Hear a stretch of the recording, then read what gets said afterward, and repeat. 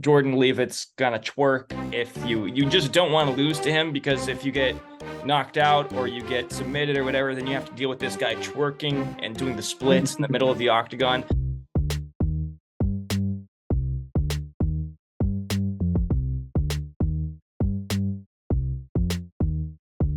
How you doing, fight fans? It's Timmy Schuster, Inside Fighting, with another episode of Insider Betting, and I'm joined once again by our editor-in-chief, Jesse Rowe, who had an amazing weekend at UFC 295. His two-leg parlay hit, which means that if you had signed up with DraftKings, you could have won big.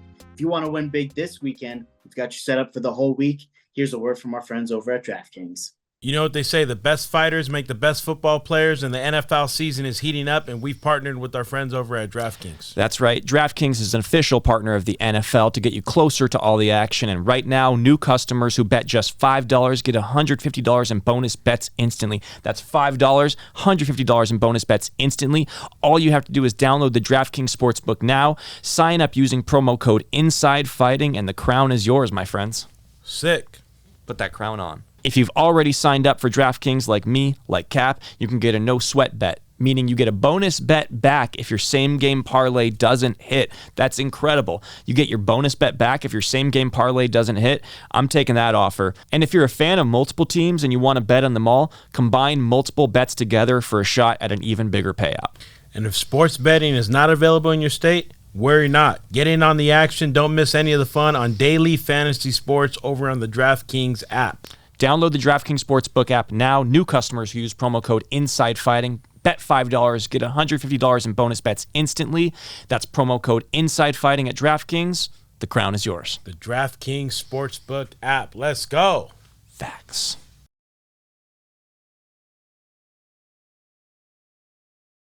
We have a crazy week this week. We've got fights on Thursday, Friday, and Saturday, so I hope you don't have much planned. On Thursday, Shakur Stevenson, he's boxing again. He is fighting Edwin De Los Santos, and Shakur is a minus 1,200 favorite. De Los Santos is a plus 700 underdog. Jesse, give me your thoughts. Shakur Stevenson, I'm not going to waste too much time on this, guys. He is a massive favorite for a reason. I am not going to even touch this fight. The odds are awful. I might look closely into the prop bets about like getting them. Maybe I'll look at one of Timmy Schu's specific round knockouts, but no. Bet the house on Shakur Stevenson, or bet nothing at all. Or bet $5 on what's this guy's name? Edwin De Los Santos. $5 on him to win. Otherwise, Shakur Stevenson is in another league. He's a special boxer. He's going to piece this guy up. It's predictable. Santos will not be winning this fight. So, yeah. We all know what this is. This is a tune-up fight for Shakur. This is a fight to keep him sharp. We all know he wants the Haney fight. We all know he's got bigger things in his future. So, literally, unless you got six figures to bet on Shakur, I would not even touch this fight. Correct. Moving on Friday, we've got some Bellator, what may be the last Bellator ever. Actually, don't quote me on that because I don't know if that's true, but we've got Bellator 301. We've got some friends of the channel who are fighting, and we've got a championship fight as well. We've got two championship fights, actually. So the first one I want to look at is Raufeon Stots versus Danny Sabatello, because we had interviewed Raufeon back in the day. And Sabatello. And Sabatello. What happened? We interviewed both, and they're really good. The back and forth was really good. So I like these guys. Stots won the first fight, and it was a really weird fight. Sabatello got a lot of takedowns, didn't do much damage. But in this, and it was a split decision, if I remember correctly. Sabatello won on one judge's scorecard, 50-45. Right. And then the other two scorecards were for Stots. That was bizarre. That was really strange. Yeah. So anyway, Stots is a slight underdog, interestingly enough, since he won the first fight at plus 105, and Danny Sabatello is a minus 125 favorite. Jesse, give us your thoughts. Look, I really like both of these guys. I think they're both absolute characters. I think it's tough to come off of getting knocked out clean the way Stots did against Patchy Mix. He got out in the Bellator Grand Prix finale for $1 million. Stots got knocked out in the first round with a flying knee. I think it's tough to come back from the knockout. I really like Raufeon Stots. There's something about Danny Sabatello to me that he's the Italian gangster. Is that his nickname? I mean, he's flipping like off that. Stots in the face-offs. He's got a little like wannabe, kind of diet Conor McGregor going on. Like he's trying to be like a real shit talker. He's funny. He's very funny on the mic. I think I like Sabatello in this fight. I think it's tough to come back from a knockout. I think Sabatello's bigger. He's longer. And I could actually see Sabatello submitting Stots at some point in this fight. So that's what I think. I think he's going to submit him like second or third round. That's my prediction. So I like Sabatello. I think Sabatello had a good claim to a win in that fight, even though, like you said, he didn't do much with the takedowns. I think he's just a little bit more of a complete package. I think he's going to learn from that fight. Like he's going to understand that he has to do more with his takedowns. And I like listening to Danny Sabatello. He reminds me of every drug dealer from my neighborhood in the Bronx. Oh, wow. That's hilarious. That's funny. And I hope he watches this because it's true, man. You sound exactly like every white person who's from the Bronx. Right. Anyway, so yeah, I like Sabatello. I think he's going to grind it out. If he doesn't get the submission, I think he's going to win the decision. And maybe some ground and pound in there. I think he wins, I don't know if it's a 5-round fight. I think it's 3 rounds. I think he wins 30-27 easily. Moving on, Patchy Mix is taking on Sergio Pettis. This is one of our title fights, right, for the Bellator bantamweight title. And you've got Sergio Pettis as the champion and Patchy Mix is the interim champion. They are unifying the belts, and we've got a favorite. And that favorite is that man with that spectacular flying knee knockout. That is Patchy Mix. He's a -205. Friend of the channel. He also gave us a great interview. Check it out, Jesse's segment, 5 Minutes for Fighting. And he's taking on the younger brother of Anthony Pettis, Sergio Pettis, who is a +170 underdog. This is an intriguing fight. Jesse, give us your thoughts. Yeah, so I think Sergio Pettis is really talented, and obviously, he's a great MMA family, super, super unique fighters, very well-rounded fighters, beating Patricio Pitbull the way that Sergio Pettis did pretty convincingly was very solid, obviously very impressive. I think Patchy Mix is just on a different level. I think that he is a truly complete fighter, and I think that he kind of is just better in all aspects of the game. And I think he's favored for a reason. I bet on him pretty comfortably. The odds are, what are they? They are -205. I think you're actually getting very good odds to bet on Patchy here. -205 is good enough to throw a couple $100 down. And I really like Patchy in this fight. I think he's sort of destined. There's talking about fighters that are sort of destined to be champions, like Aspinall in the UFC. I think Patchy is one of those guys. I think he's destined to be the Bellator champion, and I'm very interested to see what happens with him if Bellator does fall through. Supposedly they sold. We don't know yet, but if they fold and these fighters have to find new homes, I'd love to see Patchy Mix in the UFC or another promotion where he can shine against top level competition. Listen, if it's a scenario where there's some sort of merger and all these guys just roll into the PFL, that's one thing. But if these guys become free agents, Patchy Mix is a guy I want to see signed with the UFC. And I like everything you said. I think Patchy Mix is going to win this fight. The only thing I will say is that I think Sergio Pettis at +170, that's a value for an underdog.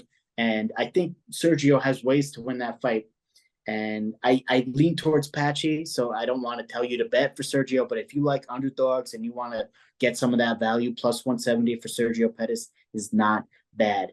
There you go. That's Bellator 301. That's Friday. So we've got your Thursday covered. We've got your Friday covered. And on Saturday, we've got UFC Vegas 82. We've got Brendan Allen taking on Paul Craig, who just gave us an interview with our newly minted member of Inside Fighting, James Lynch. And yeah, Brendan Allen is a very heavy favorite. He's a -455. Paul Craig is a +350. Jesse, who you got?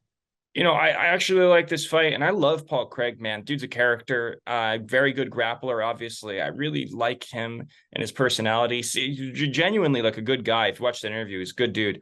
Also, at Media Day today, he did an impersonation of Arnold Schwarzenegger and Christopher Walken, which were actually very good. So he's he's a character. He's a very funny guy. He seems like a smart guy. That being said, I think Brendan Allen's going to knock him out. I think Paul Craig is very good at middleweight. I actually really like him, but fuck, I don't know. I'm thinking about it. I think Paul Craig moving down from light heavyweight to middleweight was like one of the better career moves made this year. And I think that if he can get this fight to the mat, he's good. I love your take on Paul Craig, which is that he's all intense and he wears war paint and everything. And then when he gets into the cage, he just pulls guard. He's just like lays down and wants to make it a wrestling match or like a grappling match. Not a wrestling match, a jiu-jitsu match. Yeah, of course. Man, I actually just changed my pick a little bit. Why don't you come back to me? I want to hear what you listen. I'm going to shed some light for you, Jesse, because Brendan Allen's not a knockout guy. He is a wrestler and a grappler himself. So I was thinking like TKO ground and pound, I guess, but yeah. Oh, okay. Yeah. There you go. It's been a while. Brendan Allen's got a bunch of submissions in his last fights. He keeps choking people out with rear naked chokes. I think Paul Craig at plus 350 is really good value. You know what? I'll tell you because I'm changing my pick. You're right. Yeah, go ahead. I haven't even shed the light. Let me shed some light. No, you don't need it. You want it out there. Keep going. You're cooking. Paul Craig is the only man who beat Magomed Ankalaev. He's the only man who beat Jamal Hill. He's got insane submission game. And Brendan Allen's a wrestler, and he tries to take you down and choke you out. Brendan Allen, people criticize Paul Craig for his hands, but here's the thing. If he's going to fight a guy who doesn't have hands, how is he going to lose? He's fighting a guy who is going to welcome him into his world. I think Paul Craig, he does amazing things off his back. He does amazing things from the guard. He got the arm bar on Jamal Hill, literally dislocated his arm, and he got the triangle on Magomed Ankalaev. I think Paul Craig plus 350 is great value. And listen, I didn't bring up the prop bets, but I bet Paul Craig by submission is even better. Now, we don't have that much time. Jesse, I'm changing my pick. I'm going with Paul Craig. I think him at middleweight, he's massive, and I like it. And I think you're right. He is the high value underdog pick of the night. I'm changing it. I think Brendan Allen is gonna fight well, but I think that this could potentially go all 5 rounds of a boring grappling match. But I still think Paul Craig could win on points. So it won't be boring because they're going to be they're 2 guys who hunt submissions. They're not 2 guys who hunt positions. That's true. Yeah. Okay. Not to throw shade at the wrestlers who hunt positions. But anyway, the last fight I want to talk about is the most meme-worthy fight out of all these fights. Ben Askren's child, Chase Hooper, is taking on Jordan Leavitt, the Monkey King, the guy who twerks, the guy who everybody thought was the first openly gay UFC fighter. And Chase Hooper, surprisingly, minus 205 favorite, at least surprising for me. Jordan Leavitt is a plus 170. Now, Leavitt is coming off of a loss against Paddy Pimblett. Chase Hooper returned to lightweight, and he won his last fight by decision. Jesse, who you got? So he's not only Ben Askren's son, but he's also Roman Kopolov's, American alter ego. God, this is actually kind of tough because I actually think it's actually a very good matchup, even though it's ridiculous.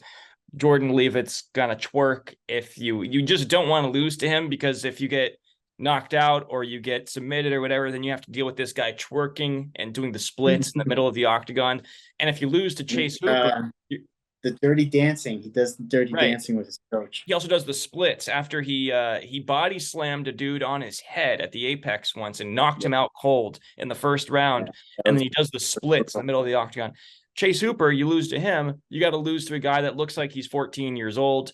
It's just not good either way you slice it. But I think this is the battle of the nice guys. This is the battle of the baby faces and the UFC. Both are very good grapplers. I think that, or Leavitt's a wrestler, Hooper's a grappler.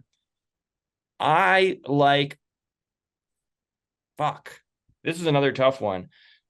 I like Hooper. I think Hooper is, did I say Pooper? I like Hooper. Yeah, you did. I think Hooper will win the fight. Here, we can clip that part. Who are you taking? What? Who are you taking? Yeah, we're still talking here.